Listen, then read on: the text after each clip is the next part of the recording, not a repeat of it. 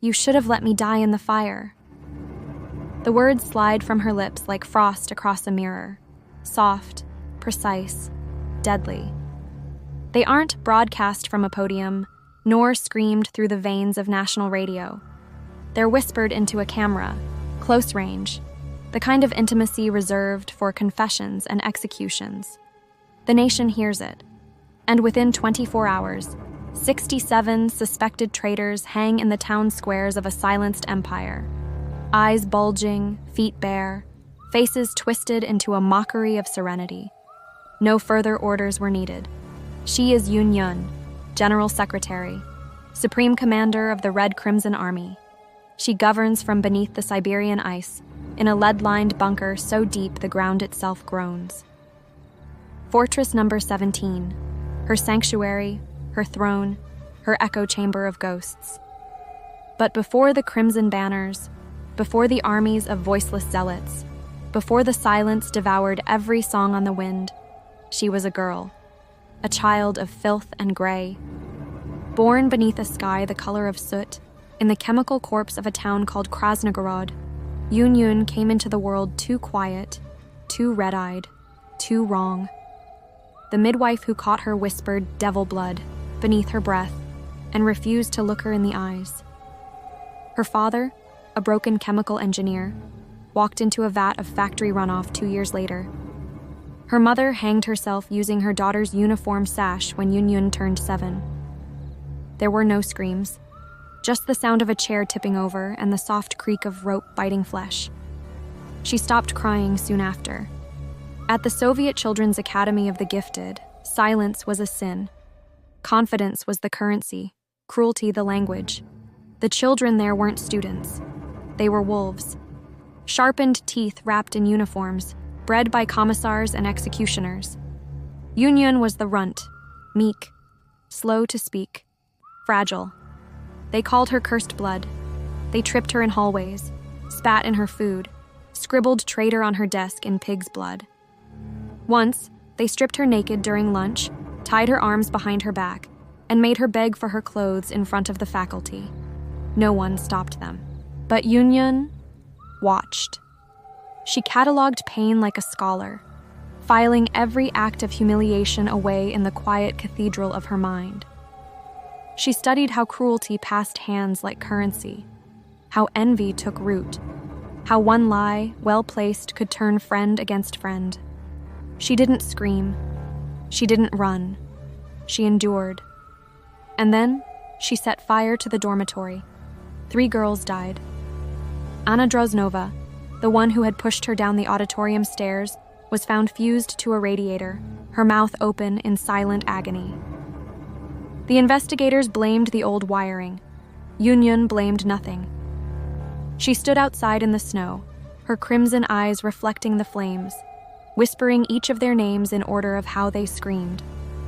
She smiled only once. By graduation, she wore grief like a dress, modest, perfectly hemmed, calculated. Her speeches were precise, her posture unshakable. Her thesis, Unity Through Necessary Elimination, earned her top honors and the attention of the Office of Strategic Reform.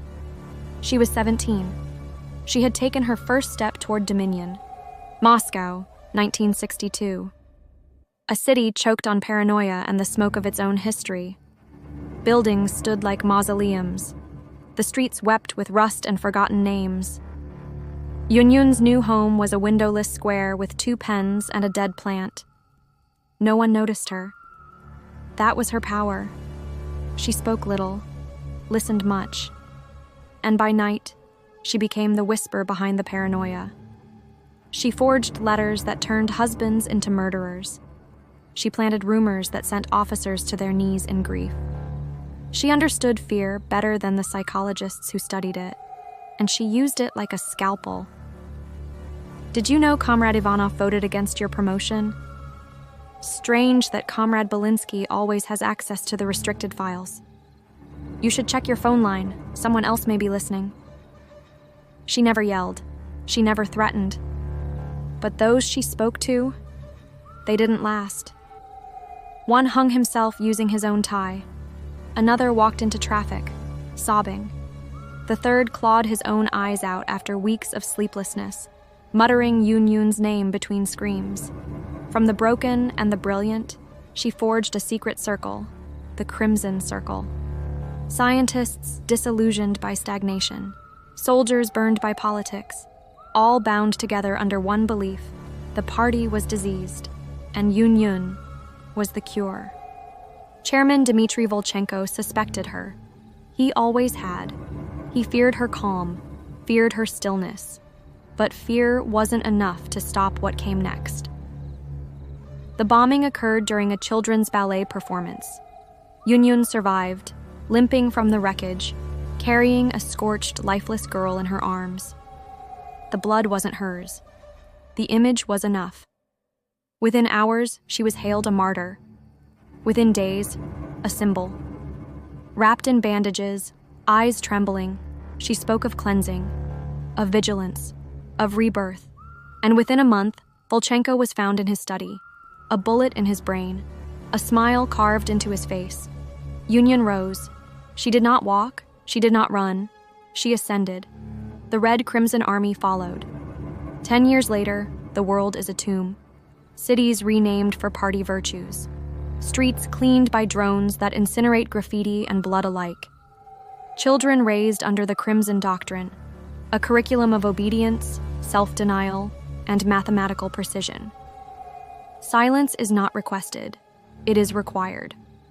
From 9 p.m. to 7 a.m., no one speaks.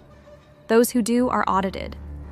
Public squares host daily performances of repentance, citizens reciting apologies under duress, monitored by voiceless officers, fanatics in red robes and steel masks, their tongues long since removed in rituals of loyalty. And at the heart of it all, in Fortress Number 17, Yunyun no longer resembles anything human. She sleeps upright, suspended in a lead-lined chamber, monitored by machines that pulse in rhythmic silence. Her face never seen without the tinted lenses. Her voice, a soft hiss of static across every screen. Her orders delivered in blood-sealed wax. Her past exists only in whispers. Her vengeance still unfolding. But memory has a funny way of returning. Megumin. Once a classmate, once kind. She shared her sandwich once, laughed at Yunyun's jokes. She was the only one who ever did. Now she is a revolutionary, loud, unbreakable, leader of the Red Ember Resistance, a flame in a world of cold. On May Day, during the victory parade, Megumin appears in the crowd, dressed as a soldier. One bullet, hollow point. She fires, it misses. Yunyun doesn't flinch. The applause doesn't stop. It's been programmed. She walks toward Megumin, her coat fluttering like a blood-drenched flag, boots striking pavement in metronome precision. The crowd parts, not in fear, in obedience. Megumin is dragged away. No one speaks her name again. The reflection chamber is white, featureless, except for the mirrors. They don't show reflections. They show memories, warped, twisted, childhood replays with faces stretched in agony, laughter that turns to screams. Yunyun sits across from her. No guards, no shackles, just a single question. Do you remember the notes you laughed at? Megumin says nothing. Do you remember why I ate lunch alone? No answer. 17 hours pass. There is no torture, only silence, reflection, revelation. When they release Megumin, she walks into the freezing forest. She does not come back. Yunyun watches it all from her tower of screens. Her empire bows before her. Her enemies are gone. Their bodies hang behind her, posed like dancers, blood staining the marble like wine. She steps forward, speaks only once more. You broke me when I was young. You laughed at the girl who never spoke.